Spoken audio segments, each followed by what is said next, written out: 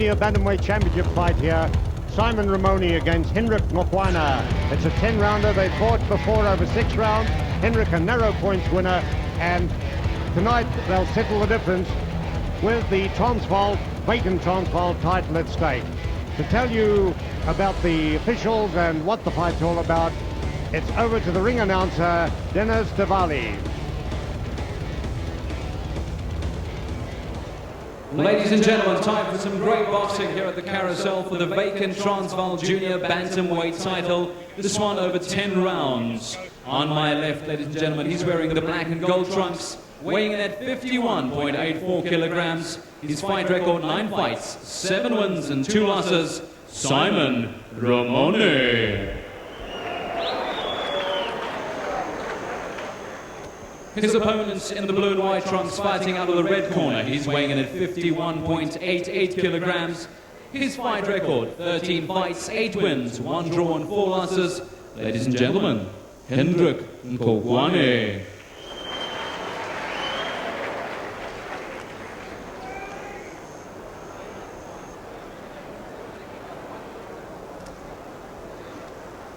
Referee Neil sends them back to their corners. It's the start of 10 rounds. And it's going to be interesting. Hendrick Ncokwana, the fighter who came up too fast, got stopped in a South African bantamweight title fight, fell out of the business, but came right back up under Brian Mitchell, and he's doing really well.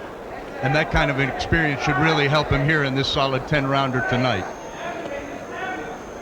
They're two tearaway little fighters, these. Ramoni, regarded year before last as one of the best young prospects in the country. He's only had 2 defeats, both of them on points, and he's, of course, by far the younger of the pair. And you can see the fact they've been in the ring before with each other, because there's very little feeling out process here. They're going to work.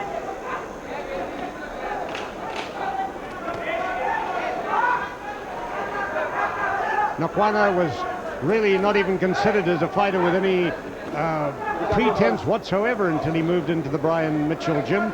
And since being in there, he's had 3 really outstanding wins.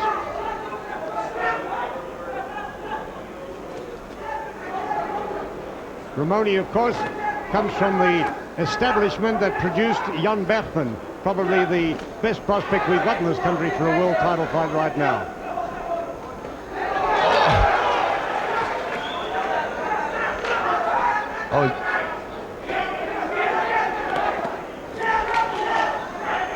One little piece of concern showing there. Some time ago, and before he joined Brian Mitchell, Hendrick Ncokwana fought a fighter called Barry Brown, and he had his jaw broken. And now the Ramoni people say this is their Achilles heel that they're going for. Well, he's really touched him with a good right hand here early in this first round. He seems to have his legs locked up a little bit, but here he comes, Ncokwana coming back. Oh, he's a never-say-die type of fighter. Even when he fought Derek Whiteboy for the South African bantamweight title, he was way out of his depth, but he kept going and going.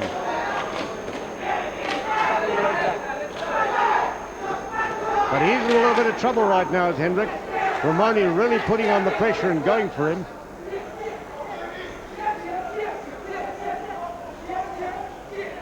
I love these little guys. I mean, this is the heart and soul of boxing.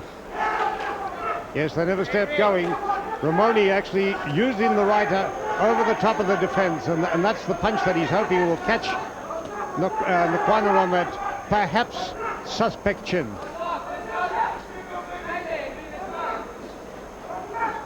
Excellent first round action here as Ncokwana seems to have weathered that earlier storm.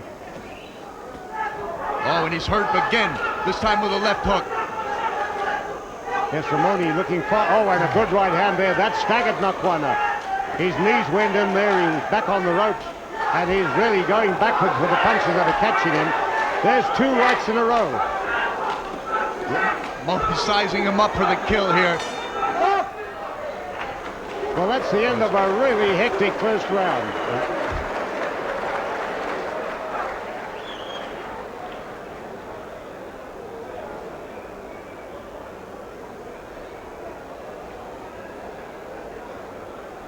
Well, there we see a little bit of that real fierce action that we had from the first round. The right hand there from Ramoni went through. That one caught Ncokwana.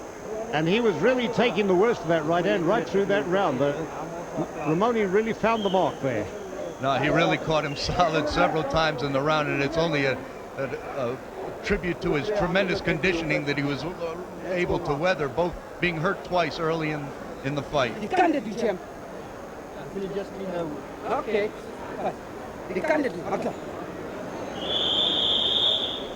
Well, in Afrikaans, Bucky Martin's telling his man in the corner there, Ramoni, you can do it. Go out there and take him.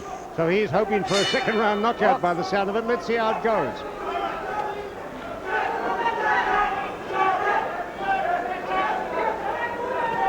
It'll be interesting. Oh, there's the right hand again. It'll be interesting to see how the conditioning that Ramoni, Ncokwana has received in the Mitchell gym will stand him up to this, because Ramoni is real full of fire and on target. No, he really is, and his adrenaline seems to be surging here, realizing that he's got his opponent in trouble. Yes, it's Ramoni that's doing the crisp, accurate punching. Nkwana's blows are going mainly over the top. He's missing with them too often.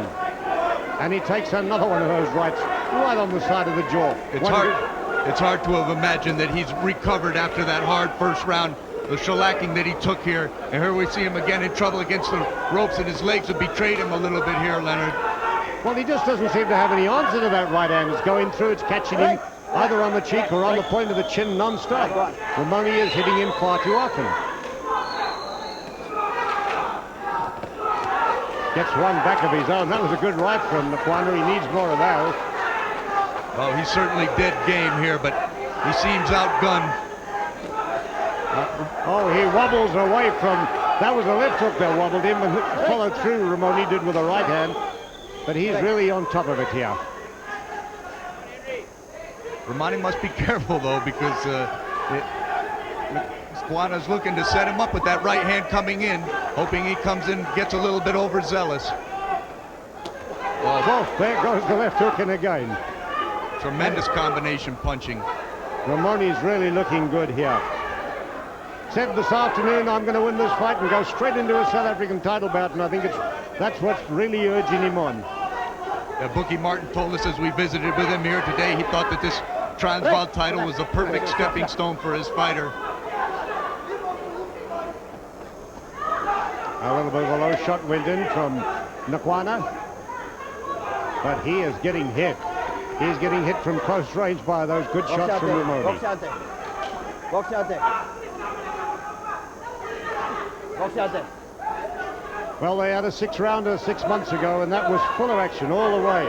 Ncokwana came through a narrow winner that time, but he's going to have to really pull something out of the bag if he wants to repeat it. They certainly picked it up where they left off, but here... There's a left hand that stung him, and he's on the ropes here, and he's being punished.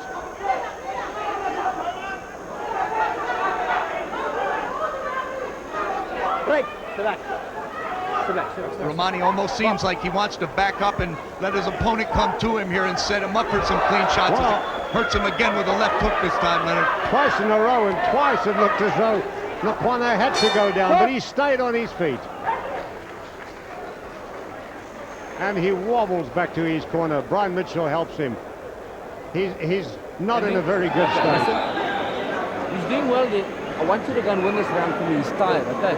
Okay, it's your turn now. There's 2 rounds gone. Come on. Push your tongue out. He's thrown everything now, like the first fight. The mark of an excellent trainer here, Brian Mitchell in the corner, finding something positive to talk about and putting that into his fighter's mind. With all the negative things that are happening, he didn't touch on any of that. Well, he needs to put something positive, because if you see that left hook go in like it did then, 2 of them really spun Ncokwana into the neutral corner. We see Bookie Martin in the other corner.